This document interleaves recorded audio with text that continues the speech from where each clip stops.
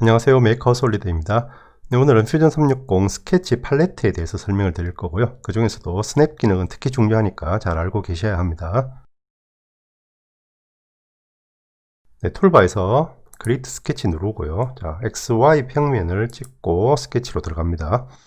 네, 그러면 원활한 스케치 작업을 위해서 선택한 XY 평면이 정면이 되도록 뷰가 이렇게 자동 조정되고요. 지금은 이렇게 탑 뷰가 정면이 되었습니다. 이렇게 되는 이유는 환경 설정에서 세팅을 그렇게 했기 때문인데요. 프레퍼런스로 들어가 보면요. 네, 디자인 항목에서 여기 오토 로켓 스케치 이 옵션입니다. 여기서 로켓이란 건 정면으로 보기 이런 뜻으로 생각하시면 되고요. 오토 로켓 스케치, 그러니까 스케치 모드에서 자동으로 정면 보기가 되는 겁니다. 그래서 이걸 끄고요.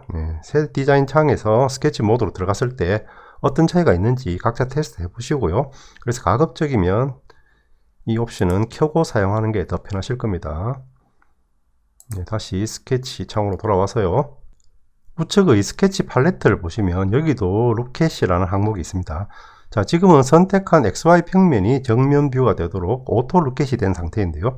우리가 스케치를 할 때 대부분은 이 상태에서 작업하지만 때때로 오비트를 해서 이렇게 화면을 틀어야 하는 경우도 있습니다.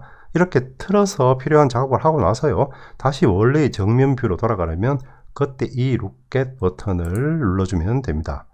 그러니까 이건 자동이 아니고 수동으로 하는 로켓입니다. 네, 로켓은 디자인 모드에도 있습니다.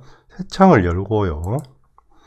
자, 아래 내비게이션 바에서 두 번째 아이콘에 컷을 올려보면 로켓이라고 뜨죠. 자, 이건 어떻게 쓰는 건지 같이 한번 해보겠습니다. 자, 이 창에서 다시 스케치를 할 건데요. 여기서 팁 하나 나갑니다. 스케치를 시작하려면 원래는 툴바에서 크리에이트 스케치 누르고요. 다음 평면 선택하고 다음에 필요한 명령 선택하고 이런 식이었는데요. 스케치의 개별 명령을 이용하면 더 빠르게 스케치를 시작할 수 있습니다. 예를 들어서 단축키 L 누르면요. 자, 라인 명령이 뜨면서 평면을 선택하라고 바로 이렇게 표시를 하고요. 다음 XY 평면을 선택하면 바로 라인 작업에 이렇게 들어가게 됩니다. 스케치 시작은 거의 대부분 라인, 서클, 렉탱글 셋 중 하나니까요. 단축키 L, C 또는 R 누르고 더 빠르게 스케치를 시작하시면 됩니다. 자, 라인으로 삼각형을 적당히 하나 그려주고요. 네, 이걸 이제 돌출해서 솔리드 바디를 만들 건데요. 자, 원래대로 피니시 스케치를 눌러서 스케치를 나간 다음 작업을 해도 되지만요. 자, 이 상태에서 아까처럼 단축키 E를 누르면 바로 스케치를 나와서 익스트루드 명령으로 직행하게 됩니다. 이렇게 아까 말씀드린 팁을 응용해서 계속 활용하시면 됩니다. 자, 이제 적당히 돌출시켜서 바디를 생성하고요.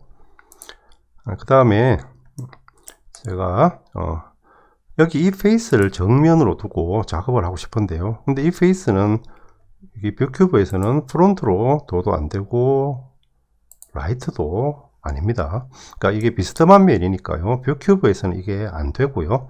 자, 이때 이 페이스를 선택을 하고요. 밑에 로켓 버튼을 눌러주면 선택한 페이스가 정면 뷰로 오게 됩니다. 자, 그런데 여기서 주의하셔야 할 점은요. 디자인 모드에서 아래의 로켓이 제대로 효과를 보려면 자, 여기 화면 구도 설정에서요. 반드시 오로소 그래픽으로 되어 있어야 합니다. 그래야 이렇게 정확한 정면 뷰가 되고요. 제가 앞선 강좌에서 여기 세 번째 있는 Perspective with Oroso Faces를 권해드렸는데요. 자, 이렇게 바꿔보면요. 지금 보시는 것처럼 정확한 정면 뷰가 되질 않습니다. 그러니까 혹시 나는 여기 아래에 있는 로켓 기능을 자주 써야 한다 그러시면 아까의 화면 구도를 오로소 그래픽으로 두시는 게 더 좋겠습니다. 이제 이 창은 닫고요. 다시 원래의 이 창으로 돌아옵니다. 팔레트에서 세 번째 스케치 그리드는 그리드를 끄고 켜고 설정하는 거고요. 자, 그 밑에 스냅이 있는데요. 오늘 설명드릴 제일 중요한 옵션입니다. 근데 이걸 진행하기 전에요. 자, 퓨전 360에 약간 버그성으로 보이는 게 있는데요. 아까처럼 스케치 그리드를 껐다가 다시 키면 이 스냅이 제대로 안 먹히게 됩니다. 그때는 스냅의 체크박스도 다시 껐다가 켜주면 제대로 되니까요. 자, 지금 이걸 껐다가 다시 켜주시길 바랍니다. 자, 지금 커서 아래를 보면 아무 아이콘도 안 보이죠. 명령 대기 상태고요. 이 대기 상태에서는 스냅 효과를 볼 수가 없습니다. 개별 스케치 명령 상태로 들어가야 하고요. 자, 그래서 단축키 L 눌러서 라인 명령으로 들어가 보면요. 이제 커서를 움직여서 그리드가 교차하는 지점으로 가져가면 스냅 표시가 뜹니다. 자, 가운데에 십자 표시가 있고요. 파란색의 작은 정사각형이 둘러싸고 있습니다. 이 모양이 그리드 스냅이고요. 잘 기억하셔야 합니다. 네, 다음은 라인을 그려주는데요. 자, 조금 확대를 하고요. 자, 라인의 시작점과 끝점을 그리드가 교차하지 않는 지점을 합니다. 자, 그러니까 이렇게 스냅하면 안 되고요. 자, 이 네모 칸 안에 중간 지점점에서 이렇게 클릭하고요. 자, 라인을 이렇게 빼주는데요. 자, 여기도 이렇게 스냅하지 말고요. 자, 이 네모 칸의 중간점에서 라인을 끝을 내고요.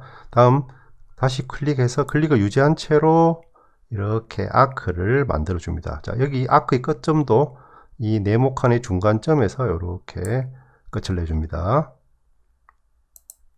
자, 지금 라인 모양에서 이런 아이콘이 보일 겁니다. 이건 라인의 구속 상태를 표시하는 건데요.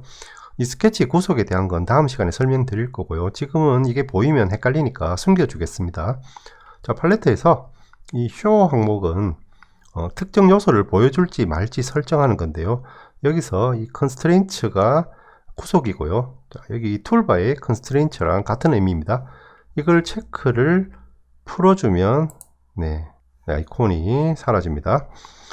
쇼의 나머지 항목도 다 똑같은 기능인데요. 해당 항목이 필요할 때 따로 설명드리겠습니다. 네, 다시 단축키 L 눌러서 라인 명령으로 들어가서요. 자, 이제 커서를 라인의 끝점으로 가져가면 이렇게 스냅이 되면서 표시가 뜨죠. 파란색의 작은 정사각형인데요. 아까 그리드 스냅과 같은 사각형인데 그리드 스냅은 안에 십자 표시가 있고요. 라인의 끝점은 지금 보시듯이 십자 표시가 없습니다. 이거 두 개를 잘 구별하셔야 하고요. 급하게 작업하다 보면 포인트에 스냅을 해야 되는데 그리드 스냅이 된 걸 포인트 스냅으로 착각하고 작업해서 오류가 생기게 됩니다. 자, 끝점은 여기 아크의 끝에도 있고요. 그리고 지금 한 군데가 더 있는데요. 바로 여기입니다. 자, 직선과 아크가 연결되는 지점이죠. 지금은 이 직선과 아크가 붙어 있어서 이렇게 표시가 안 날 뿐이지 엄연히 다른 별개의 라인이고요. 여기도 끝점이 있다는 걸 알고 계셔야 합니다. 네, 다음 커서를 라인 위로 가져가면 이렇게 X 표시가 뜨는데요. 자, 이건 특정 포인트가 아니고요. 라인 위의 임의 한 점에 스냅하고 있다는 걸 뜻하는 겁니다. 그리고 움직이다 보면 이렇게 X 표시 위에 삼각형의 표시가 추가로 뜨는 지점이 있습니다. 이건 바로 이 라인의 중간 지점, 미드 포인트에 스냅했다는 걸 표시하는 거고요. 자, 아크도 마찬가지입니다. 이렇게 X 표시가 뜨다가 여기 아크의 중간 지점에 미드 포인트 스냅이 됩니다. 자, 그리고 마지막 스냅은 여기입니다. 서클이나 아크 센터 포인트에 커서를 스냅하면 이렇게 하늘색 동그라미로 표시가 됩니다. 자, 이제 역으로 스냅이 되면 안 되는데 자꾸 스냅이 되어서 작업에 불편할 때도 있습니다. 그때 팔레트에서 스냅 기능을 끄면요. 자, 지금 보시듯이 그리드 스냅은 이제 더 이상 안 되지만 오브젝트 스냅은 여전히 됩니다. 자, 엔드 포인트, 미드 포인트, X 표시도 뜨고요. 미드 포인트도 뜨고요. 여전히 되거든요. 그러니까 이거 두 개는 그리드와 관련된 옵션이라 보시면 되고요. 그래서 스냅 기능은 다시 켜주고요. 자, 오브젝트 스냅까지 다 중지하려면 키보드에서 컨트롤 키를 눌러주면 됩니다. 자, 컨트롤 키를 누른 상태에서는 이제 커서를 라인에 가져가도 더 이상 어떤 스냅도 이제 먹히지 않습니다. 네, 이 컨트롤 키 기능은 다음에 설명드릴 스케치 구속에서도 쓰이고요. 그 외에 디자인 모드에서도 컨트롤 키는 여러 군데 중요하게 쓰이니까 잘 알아두셔야 합니다. 그때그때 계속 설명드리겠습니다. 스냅을 모아서 정리하면 이렇게 되고요. 퓨전 360 스케치에서 이 5가지 스냅은 잘 알고 계셔야 합니다. 실수가 발생하는 부분은 바로 스냅이 돼야 하는데 스냅이 되지 않았을 때, 또는 엉뚱한 스냅이 됐을 때, 또는 스냅이 되면 안 되는데 스냅이 붙은 걸 모르고 지나갔을 때입니다. 막 급하게 작업하다 보면 언제든지 스냅 실수가 생길 수 있는데요. 이 초보 단계에서는 스냅 실수로 인한 오류를 나중에 찾아내기가 쉽지가 않습니다. 그러니까 스케치에서 꼼꼼하고 세밀하게 작업하시기 바랍니다. 네, 팔레트에서 제일 위에 있는 컨스트럭션은 참조선 만드는 기능입니다. 예를 들어서 얘를 키고요. 자, 단축키 L 눌러서 라인 명령으로 들어가서 라인을 그려주면 네, 이렇게 처음부터 바로 참조선으로 나타납니다.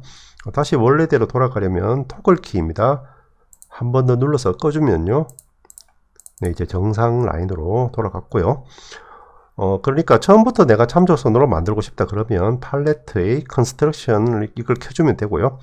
처음에 일반선으로 만든 걸 참조선으로 나중에 바꾸려면 지난 시간 설명드렸던 단축키 X를 이용하면 됩니다. 네, 남은 항목 중에서 설명을 안 드린 건 슬라이스와 3D 스케치인데요. 이거 두 개는 나중에 필요할 때가 오면 그때 같이 설명드리겠습니다. 그리고 아까 껐었던 여기 Show Constraints 옵션은 필요한 거니까요. 다시 켜주시면 됩니다. 네, 마지막으로 팔레트와 관련된 팁 하나 더 나가는데요.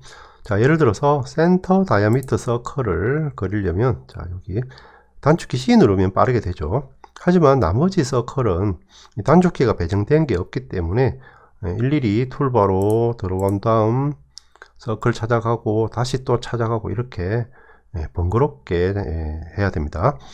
이때 팔레트를 이용하면 조금 더 빠르게 작업할 수가 있습니다. 자, 팔레트 위를 보시고요.